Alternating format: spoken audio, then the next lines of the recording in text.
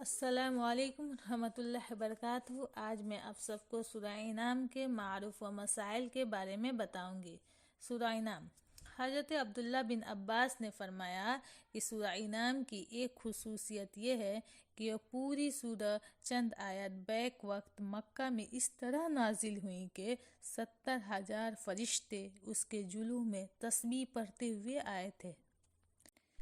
ائمہ تفسیر سے مجاہد رحمہ اللہ علیہ، قلبی رحمہ اللہ علیہ، قتادہ رحمہ اللہ وغیرہ کا بھی یہی قول ہے۔ ابو اسحاق اصفہانی نے فرمایا کہ یہ سورہ توحید کے تمام اصول و قواعد پر مشتمل ہے۔ اس سورہ کو کلمہ حمد الحمدللہ سے شروع کیا گیا،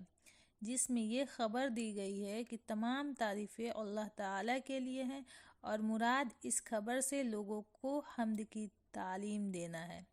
اور تعلیم کے اس طرز خاص میں اس طرف اشارہ ہے کہ وہ کسی کی حمد و تعریف کا محتاج نہیں۔ کوئی حمد کرے نہ کرے وہ اپنی ذاتی کمال کے اعتبار سے خود بخود محمود ہے۔ اس جملہ کے بعد آسمان و زمین اور اندھیرے اجالے کے پیدا کرنے کا ذکر فرمایا کر اس نے محمود ہونے کی بھی دلیل بتا دی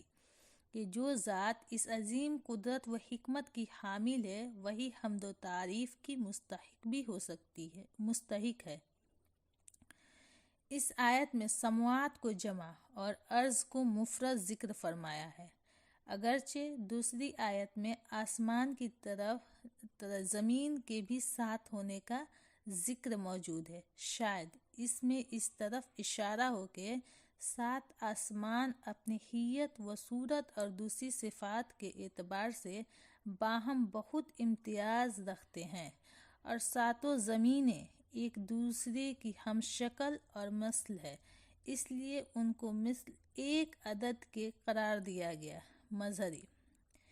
اسی طرح ظلمت کو جمع اور نور کو مفرد ذکر کرنے میں اس طرف اشارہ ہے کہ نور تعبیر ہے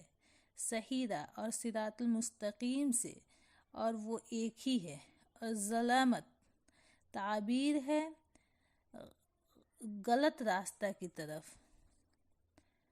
اور وہ ہزاروں ہیں۔ مظہری و بحر محیط،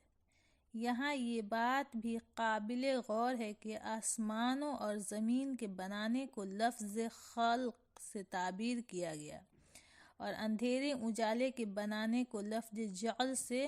اس میں اس طرف اشارہ ہے کہ اندھیرا اور اجالا آسمان و زمین کی طرح مستقل قائم بذات چیزیں نہیں، بلکہ عوارض اور صفات میں سے ہے،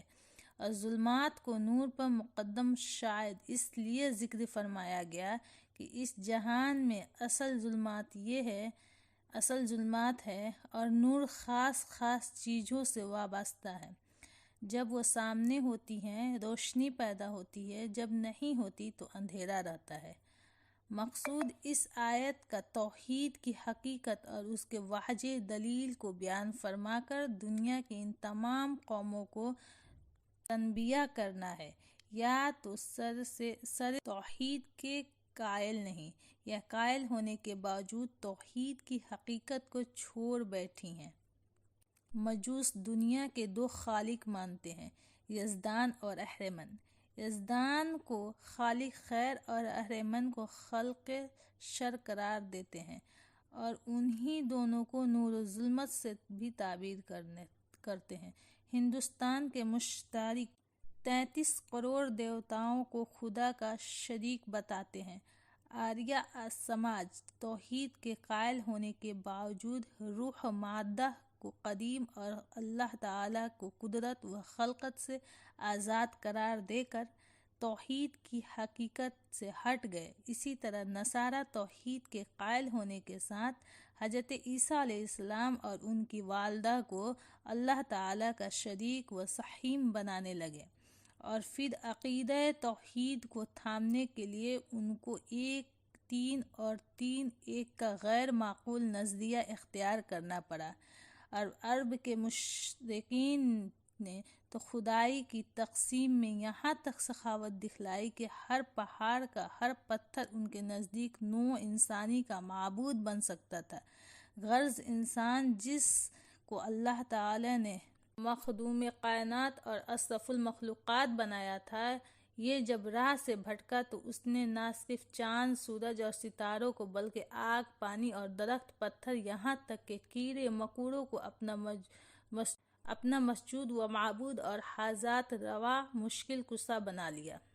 قرآن کریم نے اس آیت میں اللہ تعالیٰ کو آسمان و زمین کا خالق اور اندھیرے اجالے کا بنانے والا بتا کر ان سب کو غلط خیالات کی تردید کر دی کہ نور و ظلمت اور آسمان و زمین اور ان میں پیدا ہونے والی تمام چیزیں اللہ تعالیٰ کی پیدا کی ہوئی اور بنائی ہوئی ہیں،